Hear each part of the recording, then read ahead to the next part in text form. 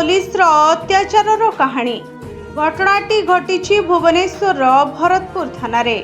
अभियोग करने को जाई असुविधारे फसिछंती आर्मी मेजर और तांको बांधवी। सारा पुलिस विभाग रे वर्तमान चांचल्य सृष्टि करिछि एही घटना।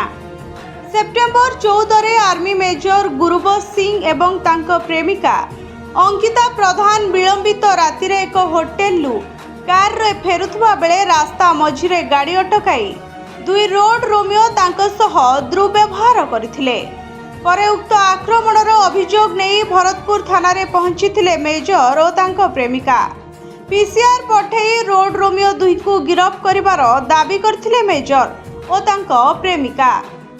हेले पुलिस तांको अभियोग को अवहेला कर देथिला, जहा फलरे सेमाने पुलिस आगरे बारंबार अनुरोध करथिले। हेले पुलिस तांको समस्यार समाधान करबा परिवर्ते तांको निर्यातना देथिला। एपरिकी कौनसी कारण नथाई तांको माड़ मारिथिला पुलिस।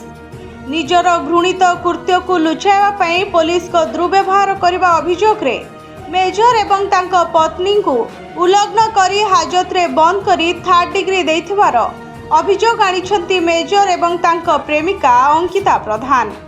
अंकितांको अभियोग अनुसार स्टेशन दायित्व रे थिबा इंस्पेक्टर तांकर जौन शोषण करथिले एवं स्टेशन ने थिबा अन्य पुरुष अधिकारी माने तांको माड़ मारिथिले।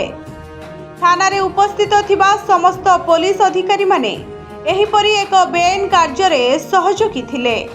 पुलिस कर्मी माने जानिथिले सेमाने आर्मी ऑफिसर को गिरफ्त करिबारे नाही, तथापि सेमाने से अपराध करबा को पछेई नथिले।